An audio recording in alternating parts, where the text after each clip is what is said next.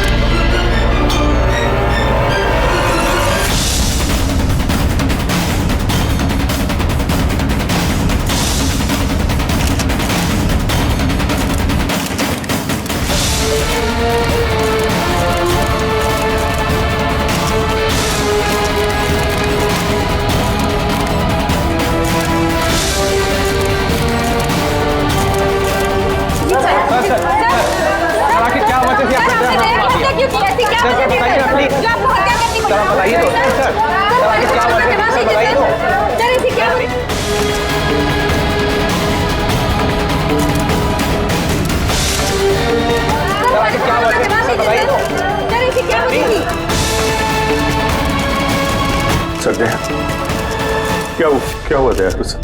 ये लोग बोल रहे हैं कि मैंने उसको झूठ बोल रहे हैं सर। मैं दया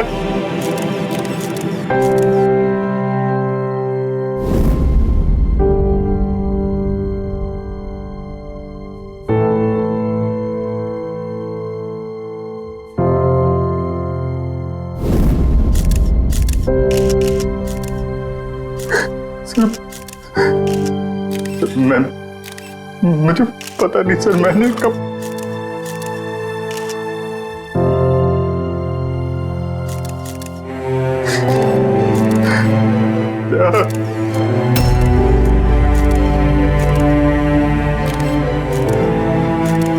नहीं अभिजीत, तुम अंदर नहीं जा सकते।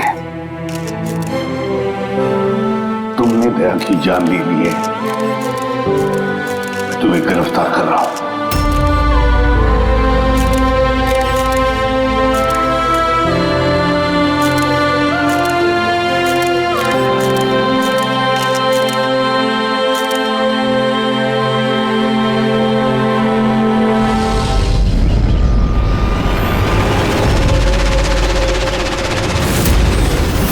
सर, जिसका खून हुआ है उसका नाम डीके है, एक प्राइवेट डिटेक्टिव। उसके मेड ने लाश देखी सुबह।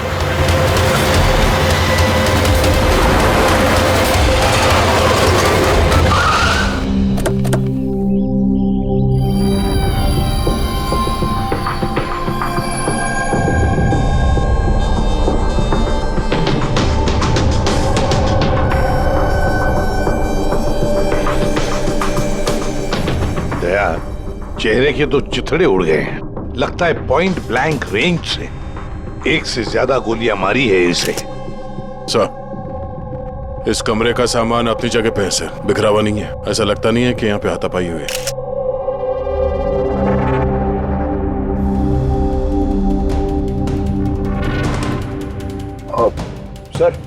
सर ये कबर्ड और सेफ तो खुला हुआ है और सब सामान अपनी जगह पे भी है। ऐसा लग रहा है कि इसको किसी ने हाथ ही नहीं लगाया।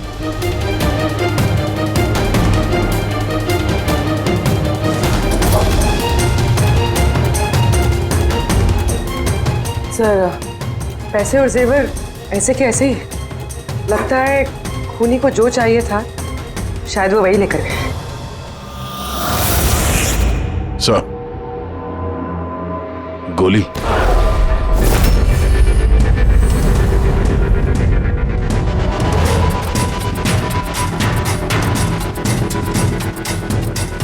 तीन गोलियां चली है दया।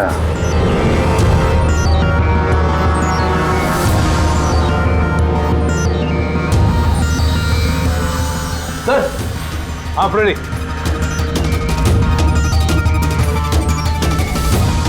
सर ये खिड़की के कांच निकाले हुए हैं, मतलब खूनी यहीं से अंदर घुसा है। हाँ काम करो फ्रेडी, फिंगरप्रिंट्स उठा। आ गया।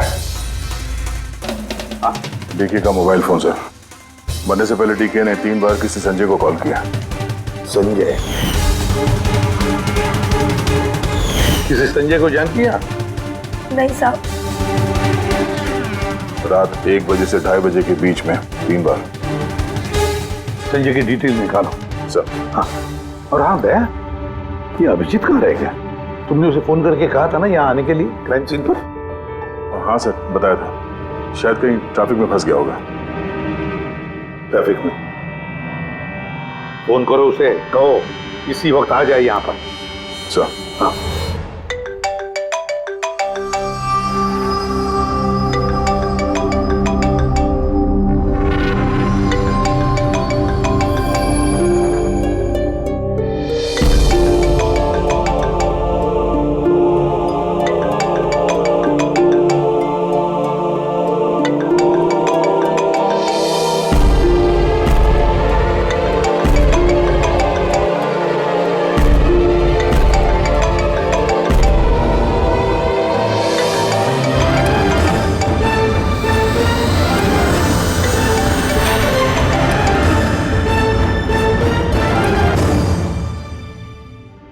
हाँ दया, क्या बोल रहा है अभिजीत? कहाँ है वो?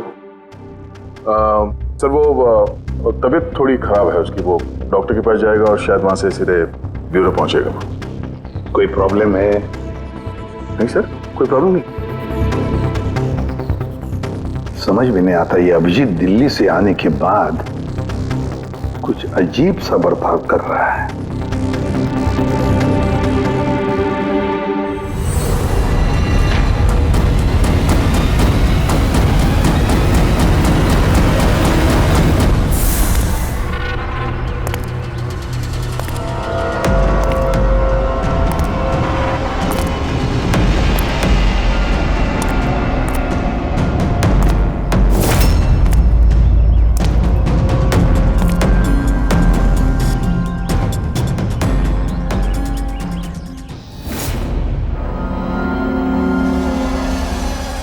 तुमको मेरी मदद की जरूरत है।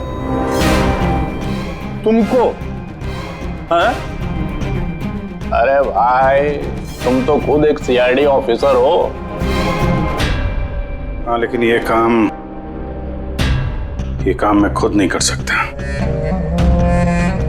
चलो ठीक है, कर देंगे मदद। तू भी क्या याद रखेगा। चल चाय वाय तो पी। नहीं यार वो मैं ठीक हूँ भाई। आई मीन देख चेतन, ये काम जो है ना, इसके बारे में किसी को खबर नहीं होनी चाहिए, खासतौर पे मेरी टीम को। कैसी बात कर रहा है यार, इतने दिन की दोस्ती है अपनी, इतना भी भरोसा नहीं है?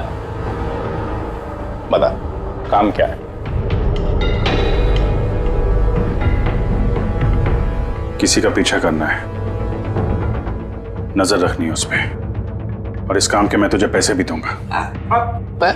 क्या बात कर रहा है यार, दोस्ती में पैसा। चल ठीक है, तेरा इच्छा है तो दे देना पैसा। वैसे पीछा किसका करना है?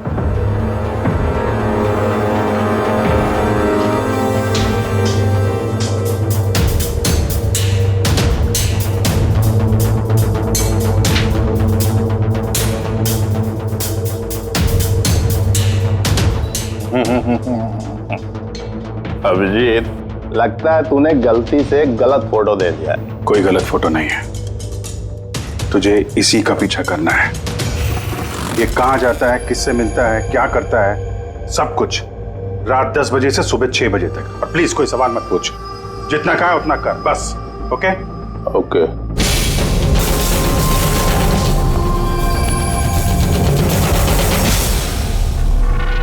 या तो अभिजीत पागल हो गया है या बहुत बड़ा कोई गेम चल रहा है।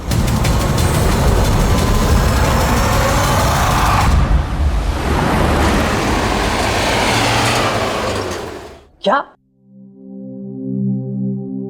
डीके का खून हो गया? मरने से पहले डीके ने आखिरी बार फोन पे आपसे बात की थी आधी रात को। क्या बात क्या हुई थी आपकी? वो मेरे कहने पर किसी पर जासूसी कर रहा था। कुछ सबूत मिला उसे, इसलिए उसने फोन किया था मुझे। जासूसी क्यों? मेरी बॉस मंदिरा जी के लिए। मंदिरा? कुमार ज्वेलर्स की मालकिन, मशहूर पेज 3 सेलिब्रिटी। उस दिल्ली वाले केस के बारे में तो आप सबने सुना ही। ओहो, मंदिरा कुमार, मंदिरा जी। उन पर तो उनके पति, सास ससुर और केयरटेकर्स को मारने का इल्जाम था, है ना? जी। मगर सबूत न मिलने पर कोर्ट ने मंदिरा जी को बरी कर दिया। और उसके कुछ ही दिनों बाद मंदिरा जी के पर्सनल असिस्टेंट ईशाना, उसने भी आत्महत्या कर ली।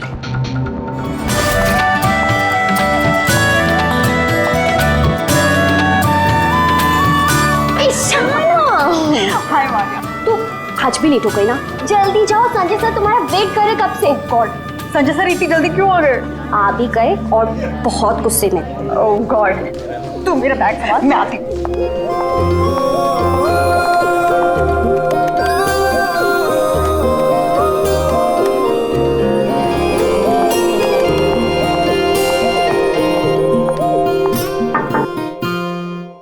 May I come, sir? Come in. Sorry, sir. Sorry, sir. Sorry, I'm so sorry. What is this, Ishana? ये कोई टाइम है ऑफिस आने का? सर, ट्रैफिक बहुत ज्यादा था। कौन ट्रैफिक? ये क्या रोज रोज का एक्सक्यूज है तुम्हारा? इस ऑफिस में बाकी लोग भी इसी ट्रैफिक में आते हैं ना? हाँ बोलो कुमार। नहीं, 30 दिसंबर के पहले कुछ नहीं हो सकता है। अरे तुम जानते हो यार, 30 दिसंबर को मंदिरा मैम का इवेंट है मुंबई में। उसके पहले जो कुछ भी होगा उसके बाद होगा। हाँ हाँ।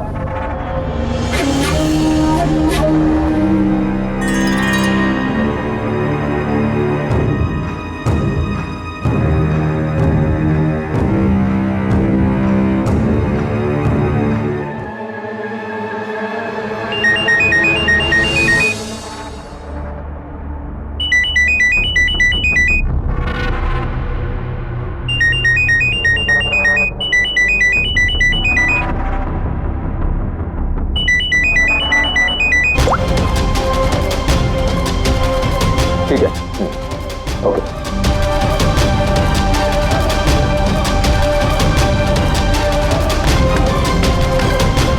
क्या हुआ? हाँ? ईशाना, वहां बाहर क्या देख रही हो?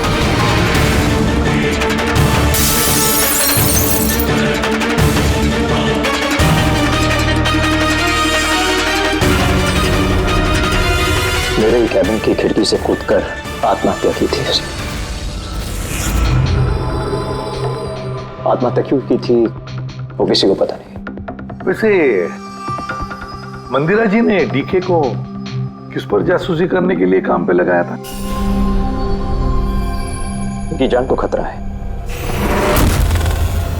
डीके वही पता लगाने की कोशिश कर रहा था। जान को खतरा किससे? दरअसल कोर्ट से बरी होने के बाद कोई मैम को धमकियां दे रहा था। ये धमकियां फोन पर ही? जी हाँ, फोन पे भी, अनजान नंबरों से और टाइप किए गए चिट्ठियों से भी। मैम दोबारा पुलिस के चक्करों में पड़ना नहीं चाहती थी, इसलिए डीके को हायर किया था उन्होंने। तो कुछ पता चला डीके को? उसके हाथ कुछ सबूत तो लगा था कि उसने एक पेन ड्राइव में सेव करके रखा था। वो पेन ड्राइव वो मुझे देना चाहता था, इसलिए दिल्ली से मुंबई आया था मैं।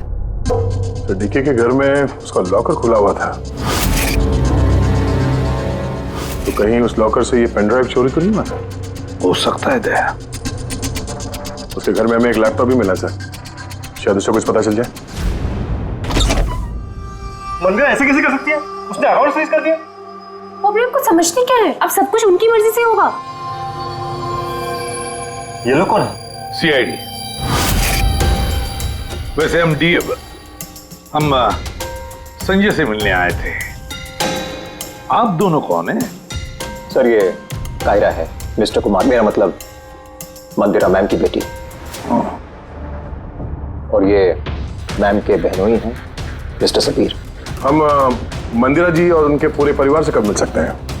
क्योंकि उनकी जान की हिफाजत अब हमारी जिम्मेदारी है। इनफैक्ट मंदिरा मैम, कायरा के चचेरे भाई शिखर और उनकी पत्नी अमारा सब आज रात को ही आ रहे हैं। 30 दिसंबर को कुमार ज्वेलर्स का एनुअल चैरिटी इवेंट है, उसमें शामिल होने के लिए। तो ठीक है, कल सुबह सुबह ही मिलते हैं।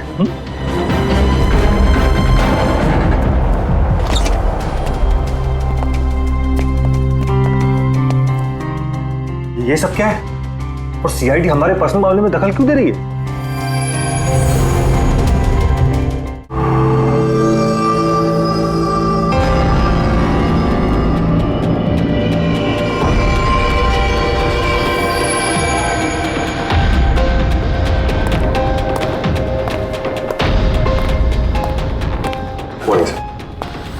हेलो सर, अब तबीयत कैसी है आपकी?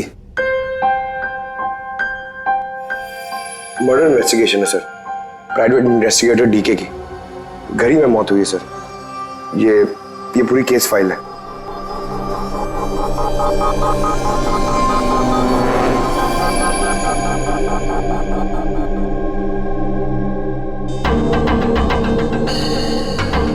सर ये तस्वीरें उसके घर की हैं। घर की तस्वीर है, उसी के घर की तस्वीर है, और यहीं पे इसका मर्डर हुआ है ना?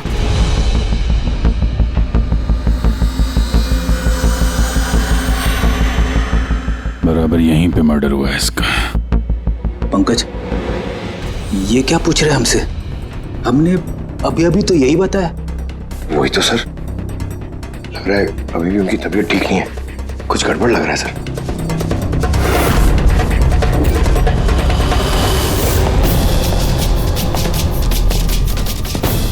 अभिजीत,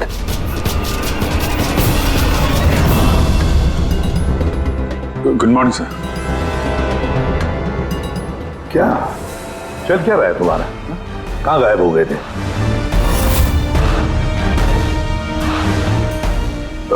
अरे अभिजीत, तुम्हारी तबीयत खराब थी ना, तो डॉक्टर के पास जाना था, यहाँ क्यों? हाँ सर, वो कुछ दिनों से थोड़ी गड़बड़ चल रही है सर, पर अब ठीक है। I am better now. या गड़बड़ चल रही थी। सर, डीके संजय को जो पेन ड्राइव देने वाला था, तो उसका जो डेटा है वो हम हासिल करने का एक तरीका है सर। पेन ड्राइव तो मिला नहीं ना दे, तो फिर डेटा कहां से लाओगे? सर है ना, एक तरीका है, वो हम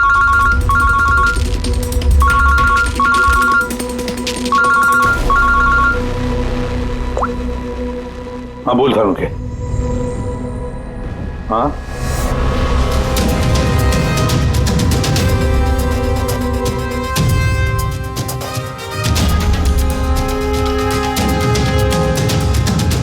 है सर।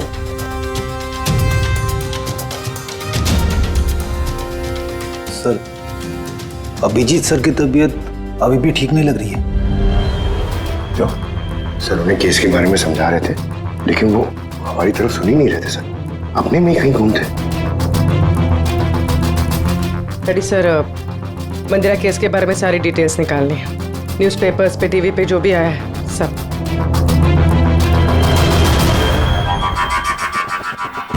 घर में घुसने का एक ही रास्ता है, मेन गेट, और चाबी डीके और उसके घर के मेट के पास रहती है। बाथरूम की खिड़की, मतलब कातिल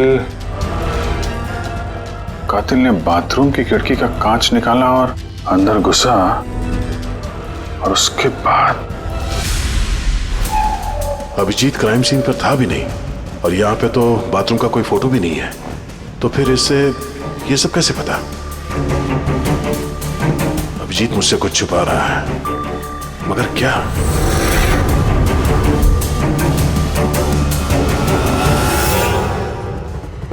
डीके के कंप्यूटर से जो डेटा डिलीट हुआ है वो उसके ऑनलाइन अकाउंट से निकाला जा सकता है।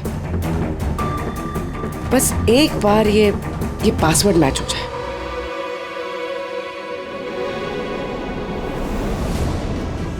कुछ दिनों से थोड़ी गड़बड़ चल रही है सर, पर अब ठीक है, I am better now. Sir उन्हें केस के बारे में समझा रहे थे, लेकिन वो हमारी तरफ सुन ही नहीं रहे थे सर, अपने में ही कहीं गुम थे।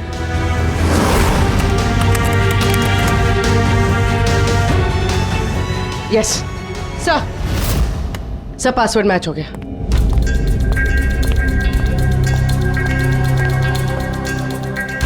सर इसमें तो वीडियोस हैं, चेक करते हैं।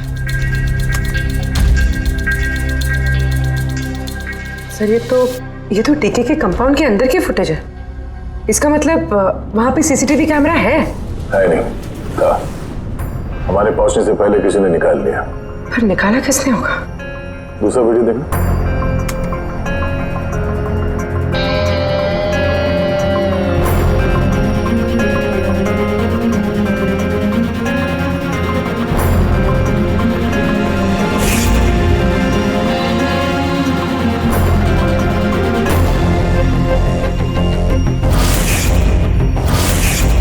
ये कैसे हो सकता है?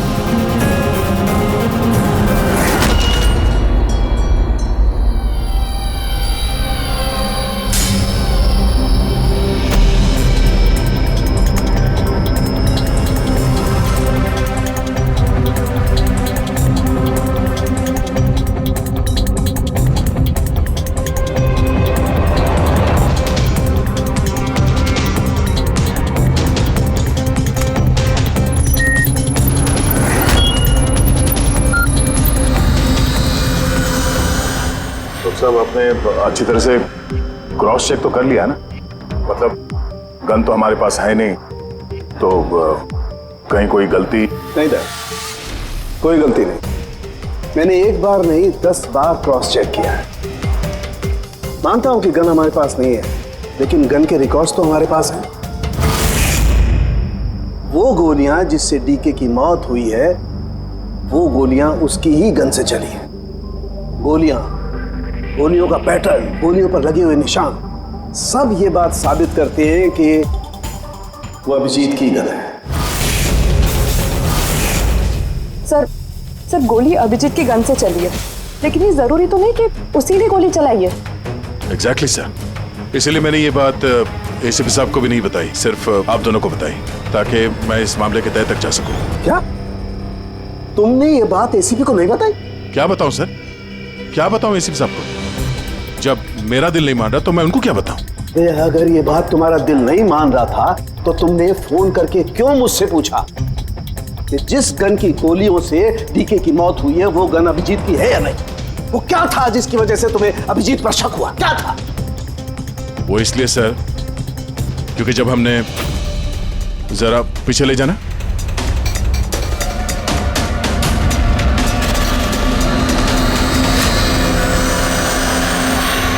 अभिजीत डीके के घर में? और दया, फिर भी तुम अभिजीत को बचाने की कोशिश कर रहे हो। देखो दया, अभिजीत और तुम्हारी दोस्ती को मैं बहुत अच्छी तरह से मानता हूं, उसका आदर भी करता हूं, लेकिन ड्यूटी, अपना फर्ज किसी भी रिश्ते, किसी भी दोस्ती से ज्यादा बड़ा होता है, और ये बात मुझे तुम्हें बताने की जरूरत नहीं है। सर, बिना ठोस सबूत के अभिजीत सर पे शक करना। ये सबूत नहीं था तो क्या था पूरी? अभिजीत डीके के घर में घुसा, ये सबूत नहीं तो क्या है पूर्वी? अभिजीत सर डीके के घर में घुसे, ये हमने देखा, लेकिन उन्होंने डीके का खून किया ये तो नहीं देखा ना। सर, ये भी तो हो सकता है कि उनकी गन से डीके को किसी और ने मारा हो सकता है, ये हो सकता है कि अभिजीत की गन से डीके को किसी और ने मारा हो, लेकिन ऐसी हालत में अभिजीत की गन अभिजीत के पास नहीं होनी चाहिए। क्या तुम लोगों को अभिजीत ने बताया? उसने बताया कि उसकी गन गुम हो चुकी है, कोई गुमशुदगी की रिपोर्ट लिखाई उसने? वो सवेरे से तुम लोगों के साथ है, क्या उसने बताया कि वो ऐसे अजीब से कपड़े पहन करके डीके के घर में क्यों घुसा, और वो भी बाथरूम का शीशा तोड़? बताया? बताया? सर, आपके सारे सवालों का जवाब मैं अभिजीत से पूछ लूंगा, पर सर तब तक के लिए प्लीज सर, तब तक के लिए एसीपी साहब को कुछ मत बताना। मैं तुम लोगों की हालत को समझ रहा हूं, मुझे खुद भी अच्छा नहीं लग रहा है। Please sir, please. ठीक है, कल सुबह तक दया, मैं कल सुबह तक का टाइम तुमको देता हूं। या तो सच का पता लगा लो, या फिर ये सारी की सारी बात खुद एसीपी को बता दो। अगर तुमने एसीपी को ये बात नहीं बताई तो फिर मैं खुद प्रद्युमन को ये सारी की सारी बातें बताऊंगा।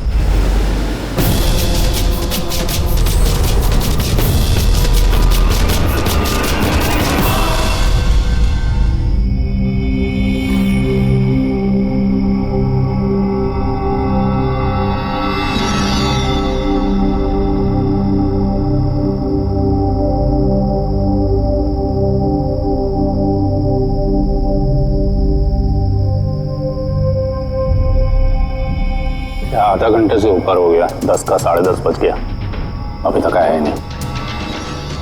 पूरी रात यहाँ लगता है इंतजार करवाएगा।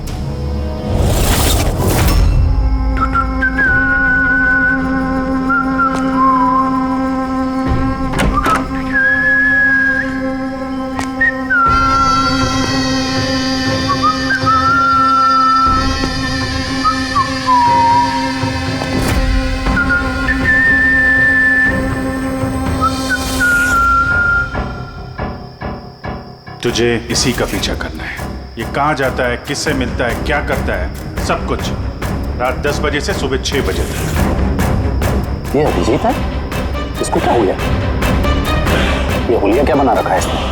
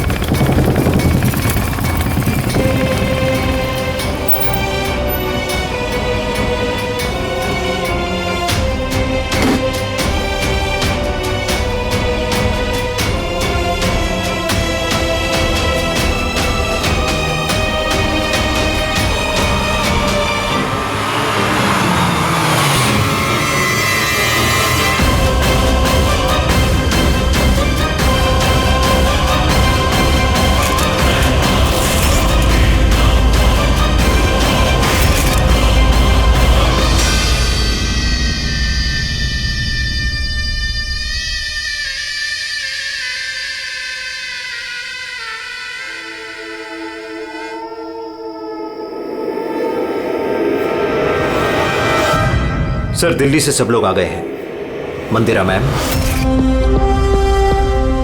अमारा मंदिरा के देवर की बहू, कायरा मंदिरा की सौतेली बेटी, सबीर मंदिरा का बहनोई, शिखर मंदिरा के देवर का बेटा। आइए मैम, ये है सीआईडी की टीम। एसीपी साहब। अच्छा हुआ आप लोग आ गए।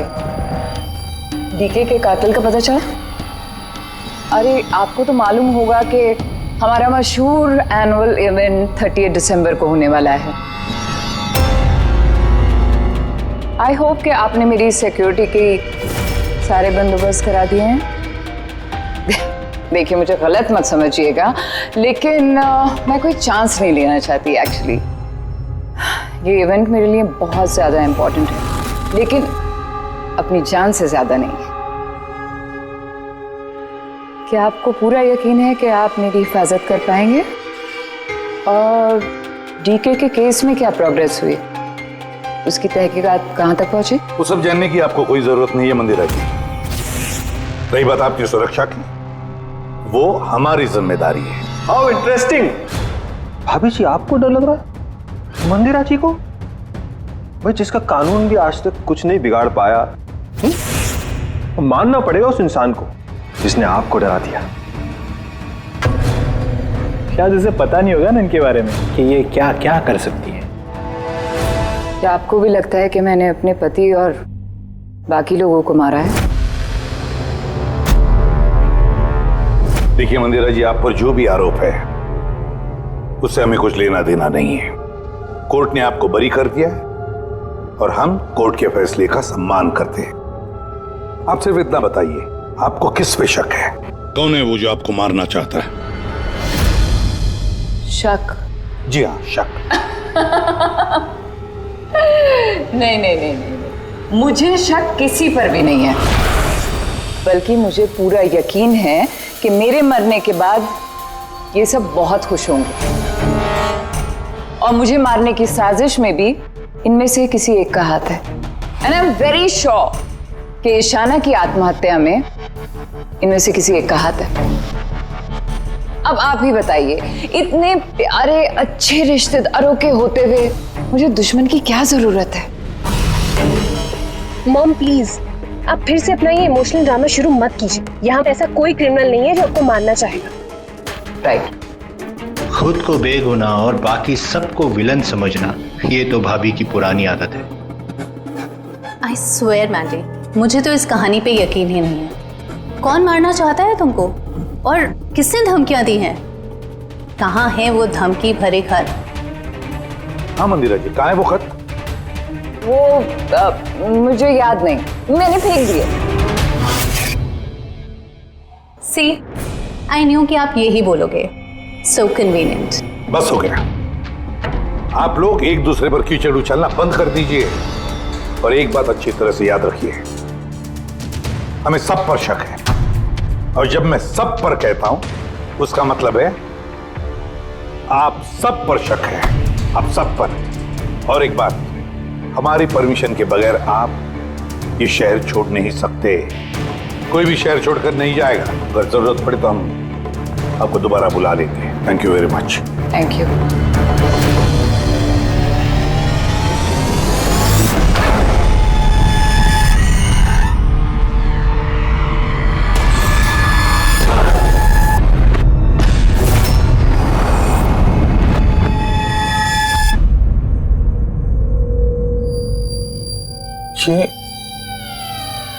ये मैं हूं?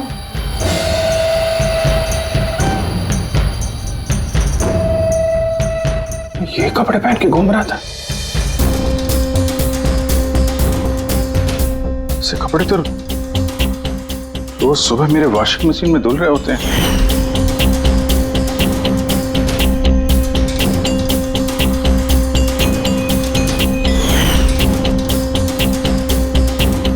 पर ये जूते, यार ये जूते गंदे रहते जैसे मैंने इन्हें पहना हो। लेकिन मुझे याद नहीं मैं ये कपड़े कब पहनता। सच में मुझे क्या हो रहा है मेरे साथ?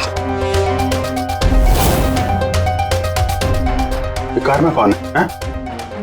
ये किससे बात कर रहा हूं मैं? कौन है कार में? नहीं, मैंने नहीं देखा। तुम बात कर रहे थे, तुम्हें पता होगा। और तुम कल तो मुझे पहचाने ही नहीं।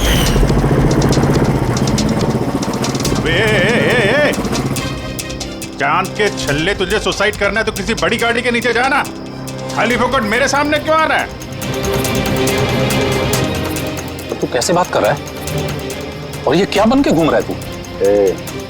ये अपुन का स्टाइल है, टोनी का स्टाइल। तू कौन? मैं कौन? मुझे नहीं पहचानता है? और ये टोनी कौन है? अरे टोनी अपुन है और कौन? यार अभिजीत, देख यार, किसी केस के सिलसिले में तू ऐसा कर रहा होगा तो मुझे बता दे यार, डरा मत भाई। अदड़ा अदड़ा कौन अभिजीत? कौन सा केस? ये तू क्या बोल रहा है ना, मेरे भेजे में कुछ घुस नहीं रहा, समझा? टोनी नाम है मेरा, टोनी। टोनी से पंगा नहीं लेने का, समझा? चल हवा आने दे और टोनी को जाने दे।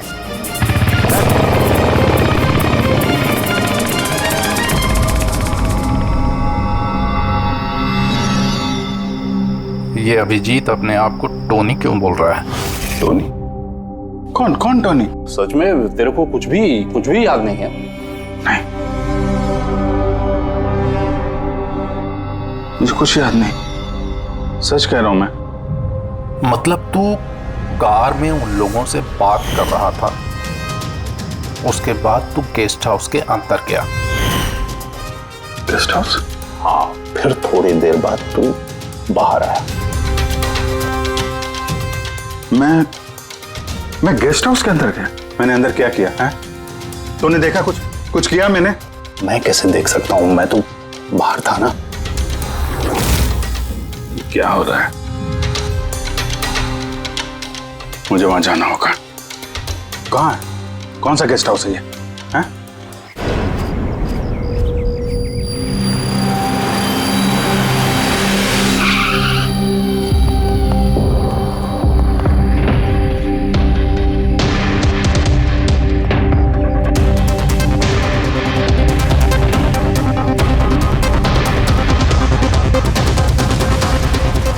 सर, खून।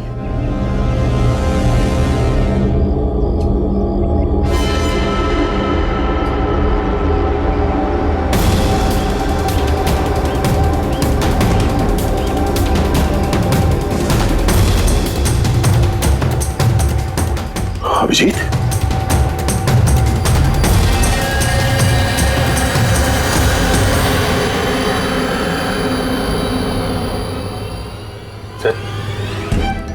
तुम यहाँ पे? तुम्हारा फोन ट्रैक करके, और यही सवाल मैं तुमसे पूछ रहा हूं अभिजीत,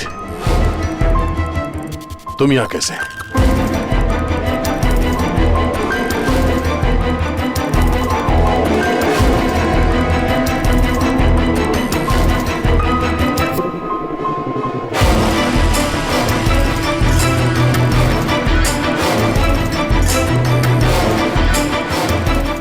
नहीं, ये मैं बताता हूँ दया, यहाँ पे क्या हुआ। अभिजीत, यहाँ पे क्या हुआ वो तो हमें दिख रहा है, तुम बताओ किसने किया ये? हाँ? तुमने इन दोनों को मारा? मैंने? अभिजीत, मैं तुमसे कुछ पूछ रहा हूं। तुमने मारा इनको?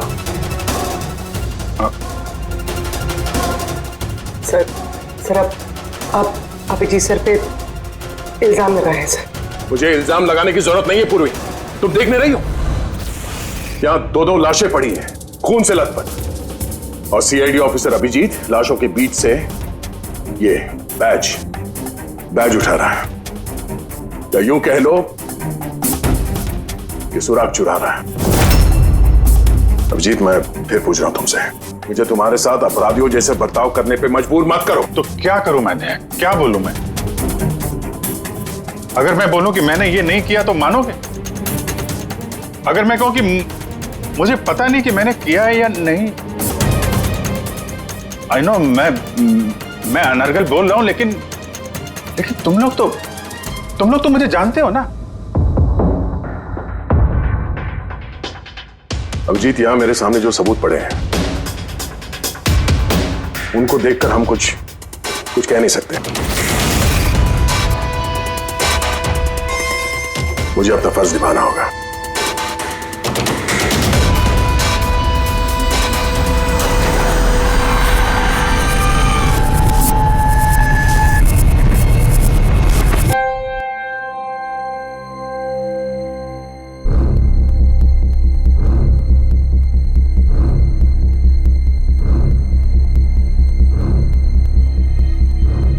अभिजीत, इतनी देर से मैं तुम्हें पूछे जा रहा हूं मगर तुम्हारे पास कोई जवाब तक नहीं। हाँ? तुम जानते हो तुम पर कैसा इल्जाम है? कुछ समझ रहे हो तुम? सर वो दयानिक, बस तुमसे ये उम्मीद नहीं थी दया। इतना सब हो गया और तुमने मुझे बताया तक नहीं।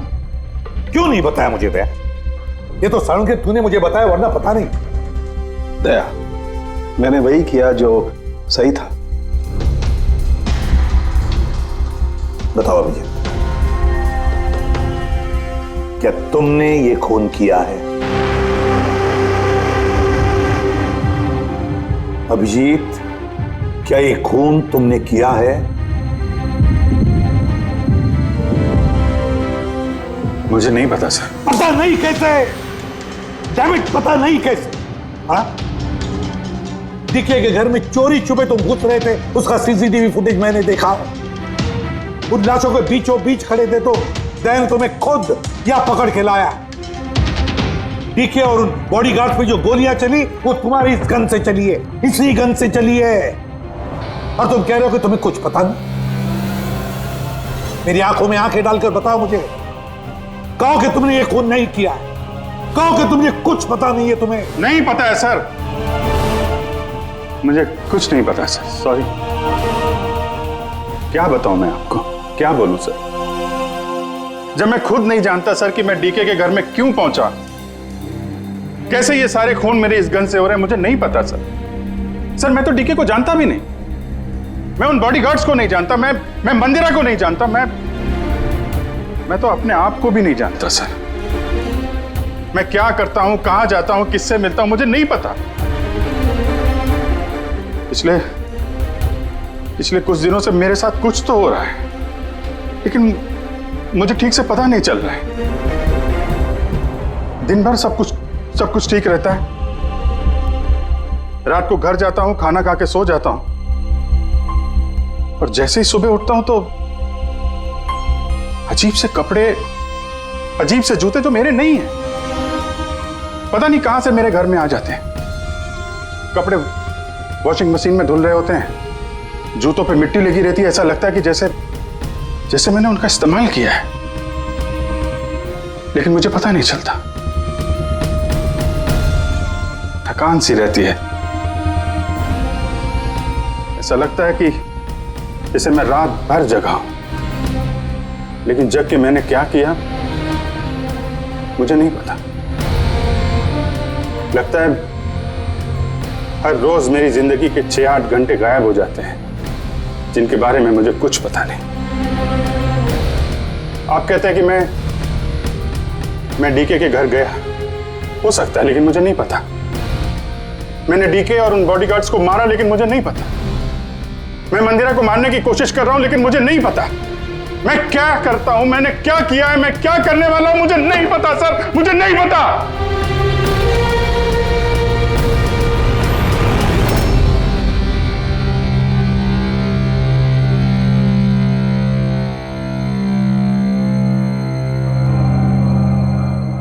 देखो अभिजीत, इस वक्त तुम खुद के लिए और दूसरों के लिए भी खतरनाक हो। मैं तुम्हें खुला नहीं छोड़ सकता। मैं तुम्हें नजर कैद में रख रहा हूं और दया तुम पर नजर रखेगा।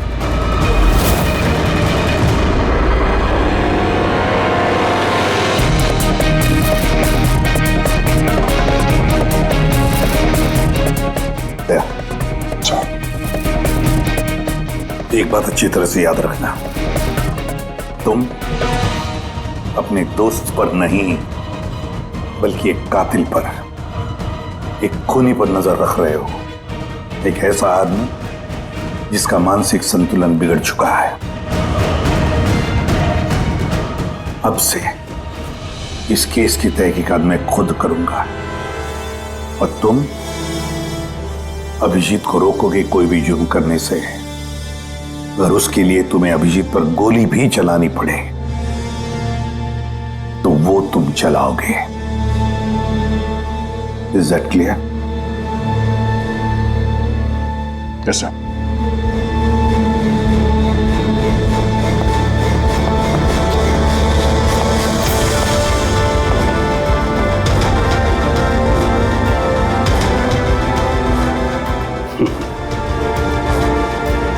हथकड़ी लगा दो यार। सुना ना, मानसिक संतुलन ठीक नहीं है मेरा। कब क्या कर बैठूं कुछ पता नहीं। रोक लो मुझे, इससे पहले मेरे हाथों कोई और गुनाह हो जाए। रोक लो मुझे यार। आपका ऑफिसर, आपका अपना सीआईडी ऑफिसर मेरी जान के पीछे पड़ा है। उसने उन लोगों को भी मार डाला जो मेरी हिफाजत कर रहे थे, और आप बड़ी शान से कह रहे हैं कि डरने की कोई बात नहीं है। वो आपकी नाक के नीचे लोगों का कत्ल कर रहा है, और आप अब भी कह रहे हैं कि डरने की कोई बात नहीं है। कमाल है। आप मुझे बताइए कि मैं आप लोगों पर कैसे भरोसा करूं। आज आपका एक ऑफिसर सीरियल किलर निकला है, कल को कोई दूसरा निकल आएगा। बस मंदिरा जी बस,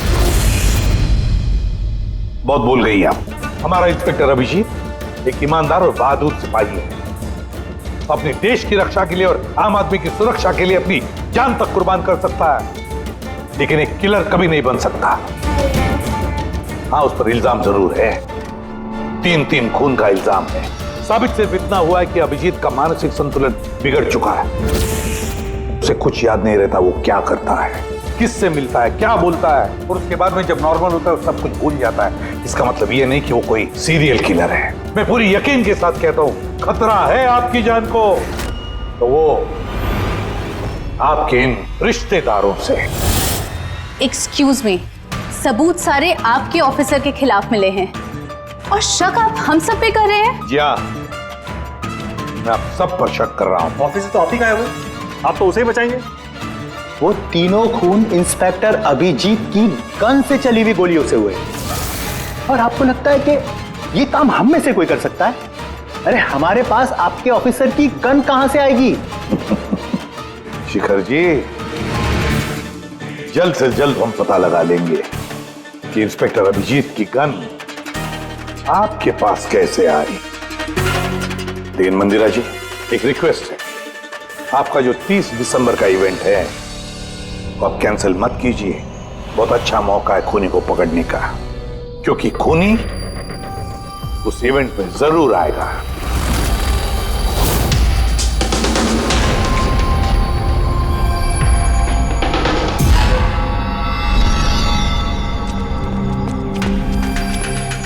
सर हाँ संजय, क्या बात है? आप अभिजीत सर के बारे में कुछ कह रहे थे कि उनके जहन में कोई और शख्सियत घुस जाती है, याददाश्त उनकी, मतलब उन्हें रात के कुछ घंटे याद नहीं रहते। हाँ, बिल्कुल ऐसा ही, एग्जैक्टली ऐसा ही किसी और के साथ भी हुआ था। किसके साथ? हाँ सर, ईशाना। ईशाना? जिस दिन उसने आत्महत्या की उसके कुछ दिन पहले से बिल्कुल ऐसा बर्ताव करने लगी थी वो। क्या? बस अजीब सी हो गई थी वो, खोई खोई रहती थी। जिस दिन आत्महत्या की उसने, उसके कुछ दिन पहले से एक अजीब सा रिंगटोन लगा रखा था उसने अपने फोन पर, और फिर उस दिन अचानक से वो रिंगटोन बजने लगा और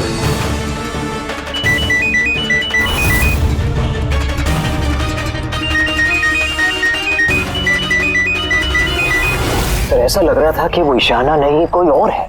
सर अभिजीत सर भी तो दिल्ली से आने के बाद इस तरह से बिहेव कर रहे हैं। हाँ, ईशाना, अभिजीत, दिल्ली, ये तीनों का कोई ना कोई कनेक्शन जरूर है। कुछ ना कुछ तो गड़बड़ जरूर है, कुछ ना कुछ तो है।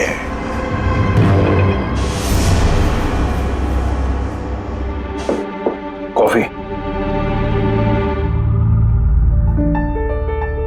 अरे पी लो यार, कुछ मिलाया नहीं है। मैं यही हूं और कहीं भागने वाला नहीं। अभिजीत, तुमने हम सबसे ये बात छुपाई क्यों?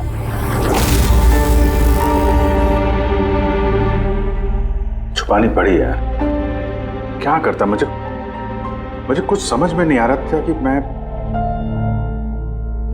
क्या करूं, मेरे साथ क्या हो रहा है। मैं खुद ही कंफ्यूज हूं, तो मैं उसमें तुम्हें क्यों फंसाऊं यार?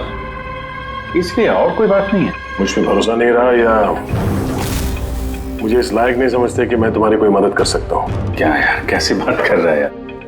ऐसा कुछ नहीं है। तो फिर कैसी बात है? मुझे तो ये लगने लगा है कि मैं तुम्हें जानता भी नहीं हूँ। इस वक्त मैं यहाँ बैठकर जिस आदमी से बात कर रहा हूँ वो अभिजीत है या फिर कोई टोनी।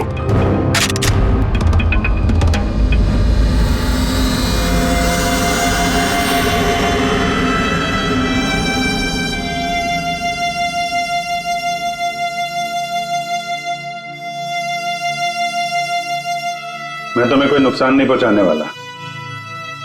अभिजीत हूं या टोनी, सपने में भी नुकसान नहीं पहुंचाऊंगा। गन दिखाने की जरूरत नहीं है।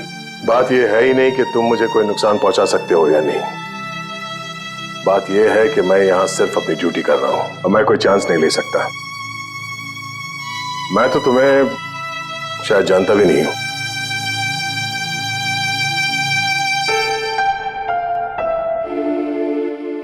ठीक है, जब तुम समझने को तैयार ही नहीं है तो क्या।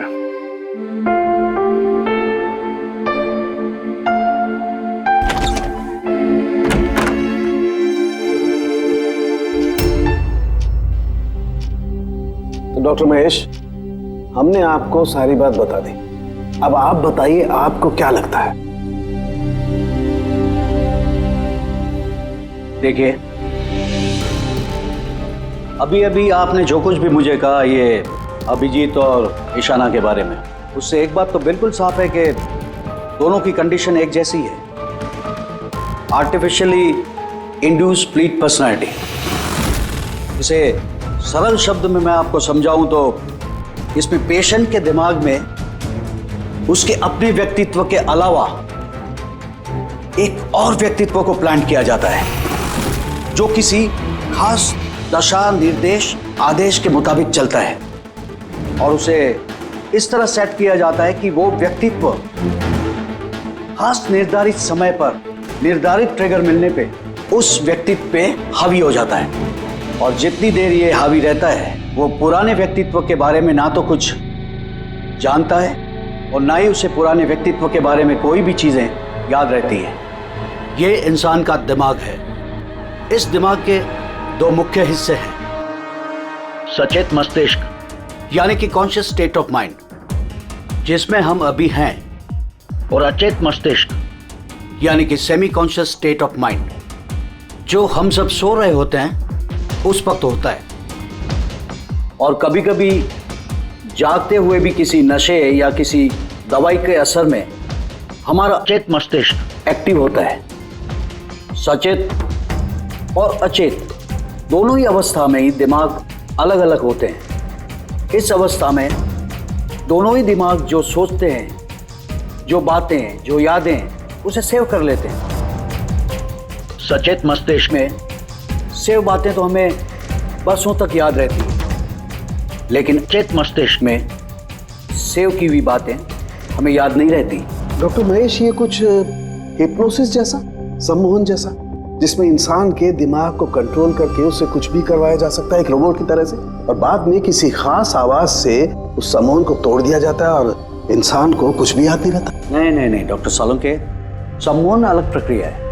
सम्मोहन में आप आदमी को तभी तक कंट्रोल में रख सकते हैं जब तक वो सम्मोहित अवस्था में है। सम्मोहित अवस्था से एक बार बाहर निकलने के बाद उसे वापस सम्मोहित करना पड़ता है। ये मुद्दा ही बिल्कुल अलग है। यहां पर इंसान के दिमाग में एक घटना जो बिल्कुल घटी नहीं है, एक व्यक्ति जो है ही नहीं, उसे उस इंसान के अंदर डाला जाता है। उसके दिमाग में ये बात फिट की जाती है। अच्छा, तो इसका मतलब है यही सब कुछ तो अभिजीत के साथ हो रहा है। किसी भी तरह से अभिजीत को ट्रिगर मिलता है जिसकी वजह से टोनी जाग जाता है। Exactly sir. रात को अभिजीत के सो जाने के बाद उसको जरूर कुछ आवाजें सुनाई देती होगी जो कि उस टोनी के लिए ट्रिगर हो सकती है। वो आवाज सुनते ही टोनी जाग जाता है, लेकिन अभिजीत वहीं सोया रहता है। टोनी जाग जाता है वो टोनी जो खूनी है, जो दरिंदा है, जो मुजरिम है, और अभिजीत के जानने वालों में से वो किसी को भी नहीं जानता। अगर ऐसा है तो अभिजीत के अंदर के टोनी को भी किसी भी तरह से कमांड दिया गया है मंदिरा को मारने का। तो 30 दिसंबर वाले इवेंट में ये टोनी इसे अंजाम देगा, मंदिरा को मारने की कोशिश करेगा। 2 दिन बाद 30 दिसंबर।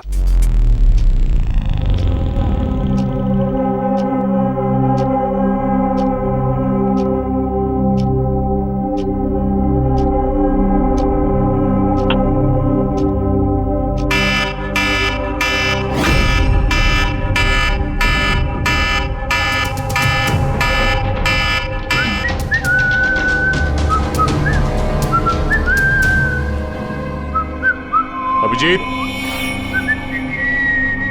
अभिजीत, कहाँ हो?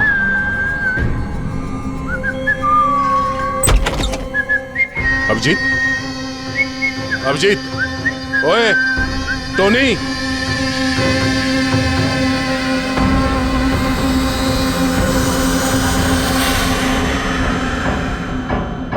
कौन है तू?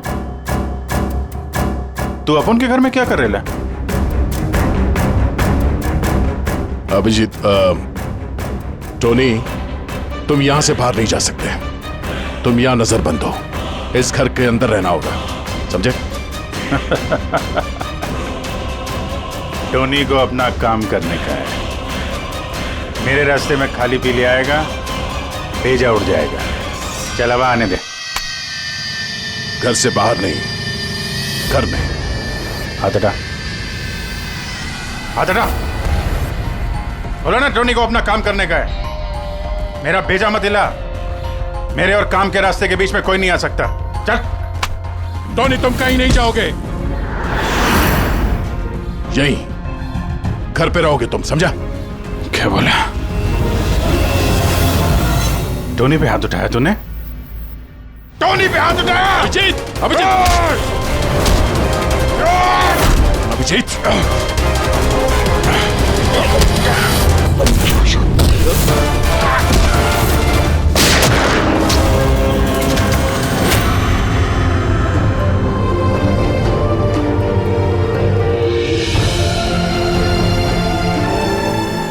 सरदे, क्या हुआ दया?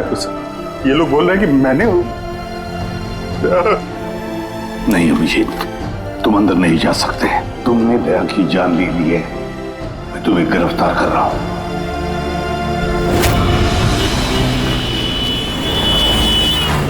ईशाना के फोन रिकॉर्ड्स में डॉक्टर तानिया का नाम कई बार है।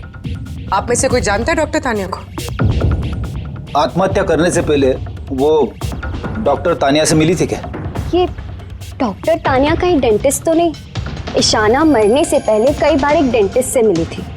मुझे नाम तो नहीं मालूम, पर हो सकता है ये वही हो। जितना मुझे लगता है ये कोई डेंटिस्ट तो नहीं है। कुछ दिनों पहले सीआईडी ऑफिसर अभिजीत यहाँ रुके थे। Yes ma'am. उस पूरे हफ्ते में यहाँ जो कोई भी रुका था उन सब की लिस्ट चाहिए, और उनके स्टे के दौरान इस लॉबी की सीसीटीवी फुटेज भी देखनी है।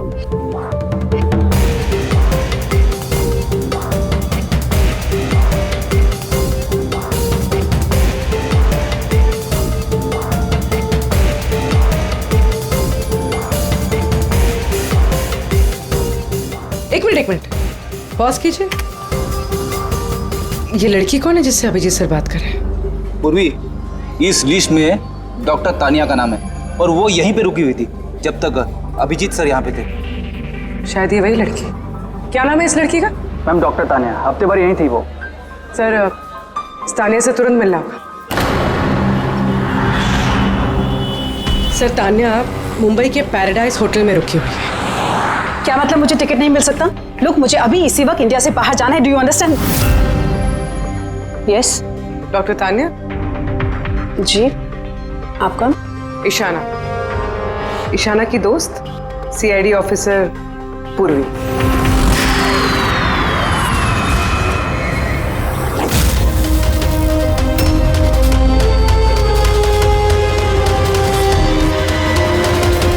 भागना बड़ा मुश्किल है। कहाँ भाग रही है तानिया जी? क्या क्या चाहते क्या है आप लोग? अभिजीत के साथ क्या किया तुमने?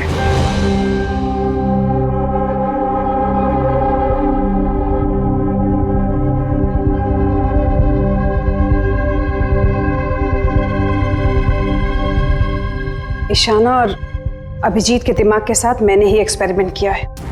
ईशाना को आत्महत्या करने के लिए और अभिजीत को एक मर्डर करने के लिए मैंने ही प्रोग्राम किया था। कैसे कैसे किया तुमने program? Artificially induced split personality के जरिए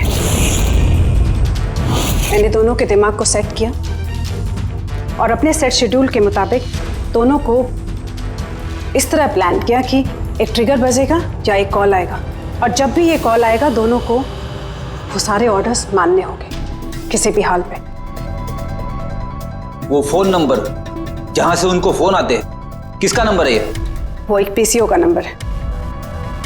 ईशाना ने मुझे ये नंबर दिया था अभिजीत के दिमाग में फीड करने के लिए। क्या कहा तुमने? अभिजीत के साथ ऐसा करने के लिए ईशाना ने कहा तुम्हें? जी। और फिर ईशाना की खुदकुशी, उसका क्या? वो भी खुद ईशाना ने ही कहा था मुझसे करने के लिए। What? जी, कहा तो ईशाना ने ही था, बट आई एम श्योर कि इसके पीछे जरूर किसी और का हाथ है जिसके बारे में मैं नहीं जानती। क्यों करेगी ऐसा वो? ये भी उसकी कोई मजबूरी।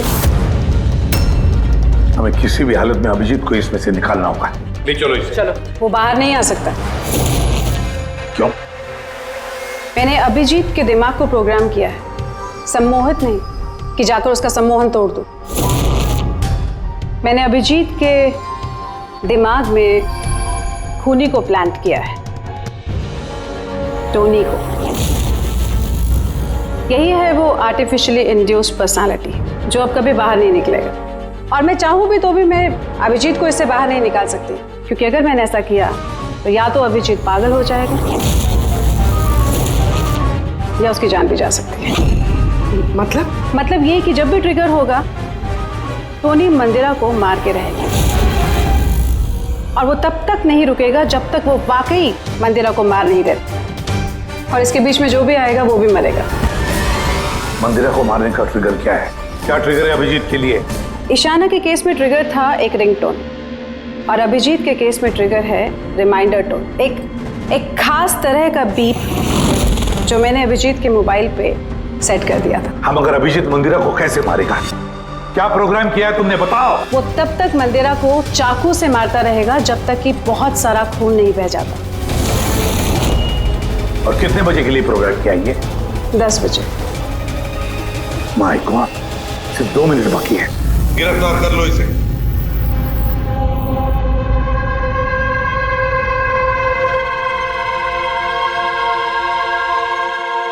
कभी जिंदगी में नहीं सोचा था सर कि आपके ऊपर मुजरिमों की तरह नजर रखनी पड़ेगी।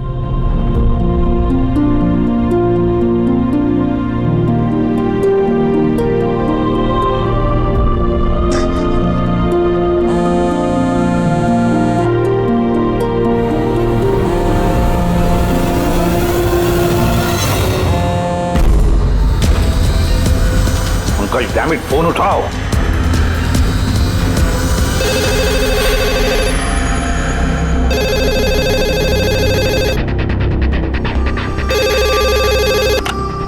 हेलो पंकज, कहाँ थे तुम? मोबाइल क्यों नहीं उठा रहे थे? सॉरी सर, मेरा फोन साइलेंट पे था। इधर ही सर, अभिजीत सर के पास। सुनो मेरी बात, अभी के अभी जाके अभिजीत का फोन स्विच ऑफ करो। क्या सर? फोन स्विच ऑफ करो? फोन स्विच ऑफ करो, जैसे मैंने कहा वैसे करो, अभी इसी वक्त। अभिजीत सर का फोन? पंकज, तुम सवाल क्यों कर रहे हो? अभी के अभी जाके फोन बंद करो। देखो, बिल्कुल वक्त नहीं है हमारे पास, नहीं तो अभिजीत का टोनी बन सकता है। अभी जाओ जल्दी।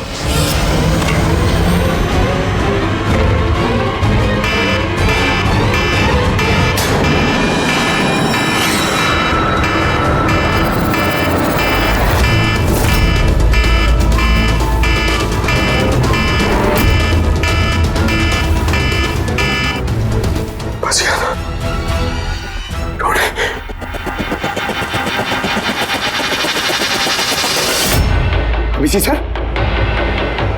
अभिजीत सर कहाँ गए? Abhijit sir? Abhijit sir?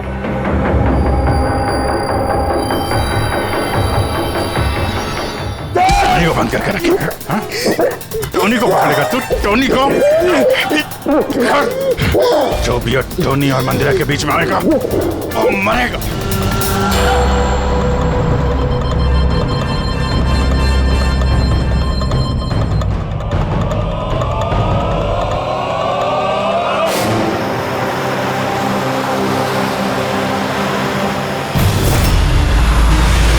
Sir यही चैरिटी इवेंट का वेन्यू है।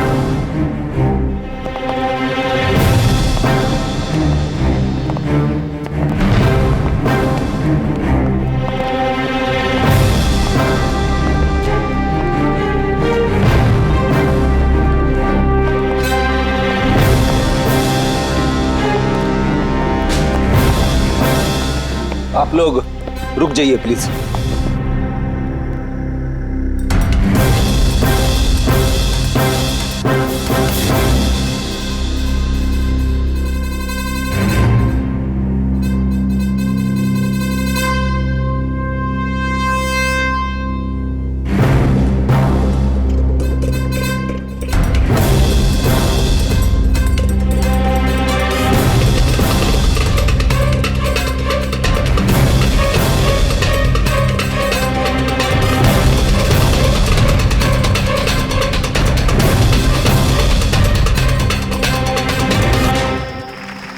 हेलो लेडीज एंड जेंटलमैन, हर साल की तरह इस साल की जो ये शाम है वो बहुत खास है, क्योंकि ये शाम है मंदिरा ज्वेलर्स के एनुअल चैरिटी इवेंट की, जिसमें जमा की गई सारी राशि दिल्ली और मुंबई के अनाथ आश्रमों और वृद्ध आश्रमों को जाती है। क्या बात है, तालियां बनती है इस बात पे डीकेसी चैरिटी के लिए। हर साल की तरह इस साल भी जो हमारी मुख्य अतिथि है वो और कोई नहीं है बल्कि मिसेस मंदिरा खन्ना है। तो आइए दोस्तों, आप सभी की जोरदार तालियों के बीच हम स्वागत करते हैं मिसेस मंदिरा खन्ना का। Mrs Mandira Khanna.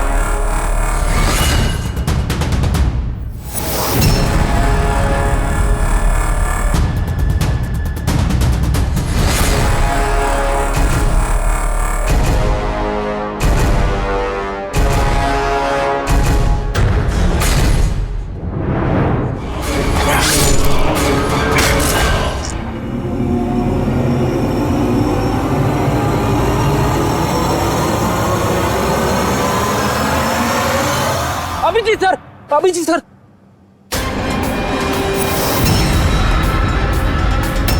Sir sir light on. Sir sir अब जी ठीक है सर, जल्दी से हॉस्पिटल ले चलो, जल्दी आओ।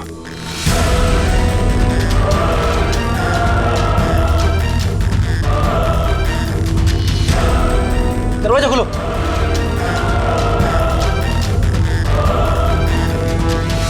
मंदिरा जी, टोनी ने अपना मिशन पूरा किया, मंदिरा जी को मारने का। वैसे हम पर भरोसा करने के लिए बहुत बहुत शुक्रिया मैम। ये आप लोग मुझे यहाँ क्यों लाए हैं? मुझे तो स्टेज पे होना चाहिए ना। मैडम, हमारा एक प्लान है। प्लान? पूर्वी,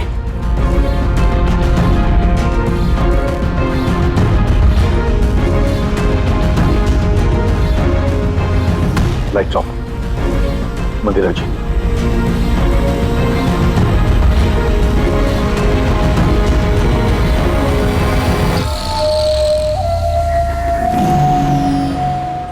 और आपकी हिम्मत की भी दाद देनी पड़ेगी। Thank you. मॉम, मॉम अब ठीक हो ना? ये सब क्या है?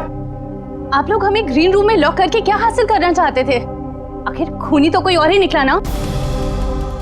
सर, आपने ये सब मॉम की जान को खतरे में डाल कर किया। अगर सचमुच मॉम को कुछ हो जाता तो? ये तो वाकई बहुत बड़ा रिस्क था सर, बट आई होप अब खतरा टल गया। खतरा अभी तक टला नहीं है, क्योंकि इस खेल का असली मास्टरमाइंड अभी तक पकड़ा नहीं गया। कहानी अभी बाकी है।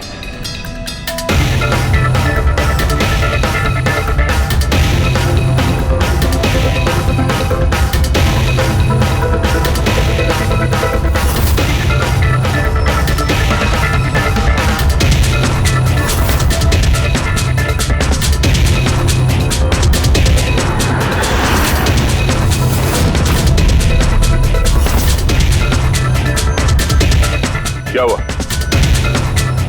मुझे देख के अच्छा नहीं लगा? कभी कभी कातिल तक पहुंचने के लिए हमें मरना भी पड़ता है। इसका मतलब इनके खून की खबर नाटक थी? मेरी मौत से कातिल बड़ा खुश था कि वो कामयाब हो गया, और उसी समय का हमने फायदा उठाया। हम मंदिरा जी को बचाने में लगे हुए थे और दया मास्टरमाइंड के पीछे लगा था। लेकिन असली मास्टरमाइंड है कौन?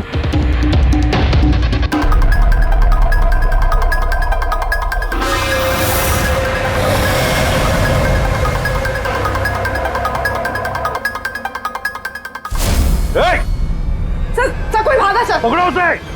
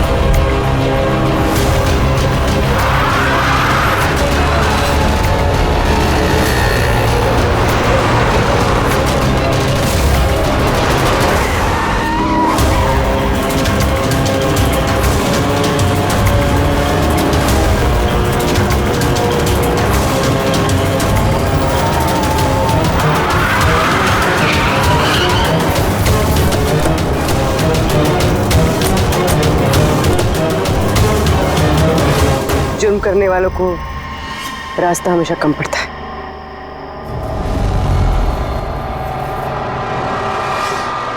तुम ये सोच रही हो कि हमें कैसे पता चला कि खून तुमने किया? हमें ये तो पता था कि ये मास्टरमाइंड मंदिरा जी के अपने में से कोई है।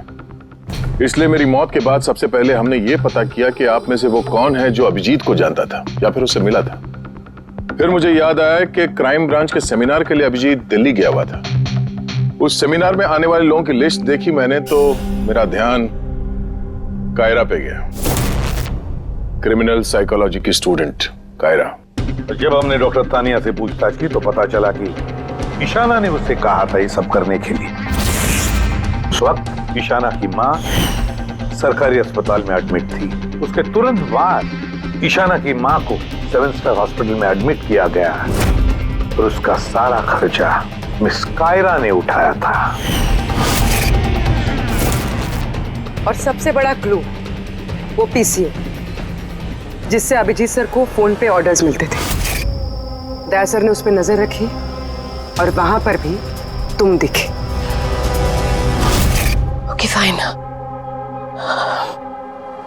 I give up. मान गई कि आप लोग बहुत स्मार्ट हैं, लेकिन सर इस बात से तो आप भी एग्री करोगे ना कि मैं भी बहुत स्मार्ट हूँ। हाँ, स्मार्ट तो हो तुम। क्रिमिनल साइकोलॉजी की होशियार स्टूडेंट जो अपने सौतेली माँ से अपने पूरे परिवार का खून का बदला लेना चाहती थी।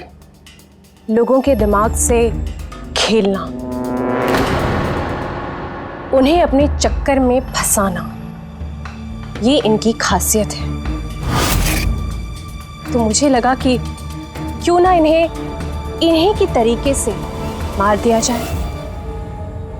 इसीलिए मैं ईशाना से मिली और फिर डॉक्टर तान्या से मदद ली। She was mad. She wanted to do an experiment. फिर मैंने ईशाना को बहुत समझाया। कई बार समझाने के बाद she was ready. उसने वो एक्सपेरिमेंट अपने ऊपर लिया। लेकिन somehow I was never convinced. मुझे हमेशा कंफ्यूजन रहता था कि वो नहीं कर पाएगी एक्सपेरिमेंट। फिर उसी दौरान मैं दिल्ली में अभिजीत से मिली और उनसे मिलने के बाद मुझे लगा कि इतने सच्चे और ईमानदार पुलिस ऑफिसर के होते हुए ये एक्सपेरिमेंट कोई और क्यों करे। फिर मैंने और डॉक्टर तान्या ने अभिजीत को मोहरा बनाया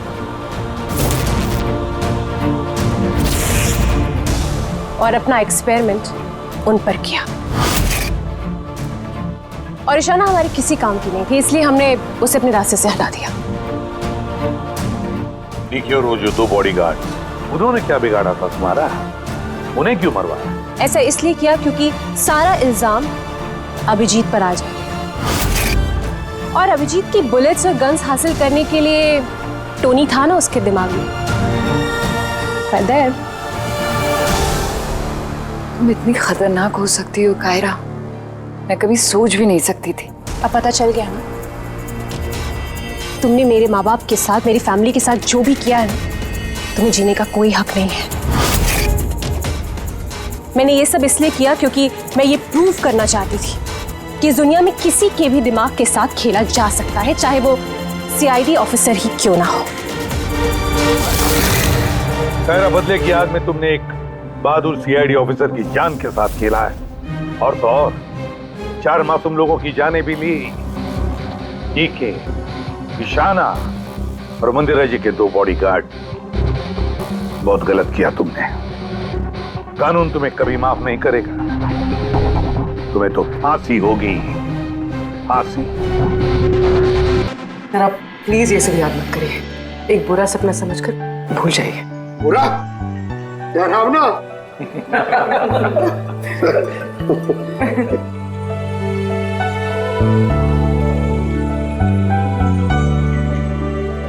बस, मैं भूल कर निकली। चलो, केस तो सॉल्व हो गया। हाँ, केस तो सॉल्व हो गया, लेकिन क्या? बस अभिजीत के दिमाग में जो टोनी को प्लांट किया गया था वो मकसद पूरा हो गया। फिर अब उसे कोई ट्रिगर्स नहीं आएंगे, कोई कारा की आवाज सुनाई नहीं देगी, जिसकी वजह से अभिजीत टोनी बन जाता था। हाँ, लेकिन बॉस, लेकिन क्या? बॉस, बात यह है कि टोनी अभिजीत के दिमाग में से कभी नहीं जाएगा। क्या? टोनी अभिजीत की पर्सनैलिटी का हिस्सा बन गया है बॉस। कोई नहीं जानता वो कब, कैसे, कहां सामने आ जाएगा।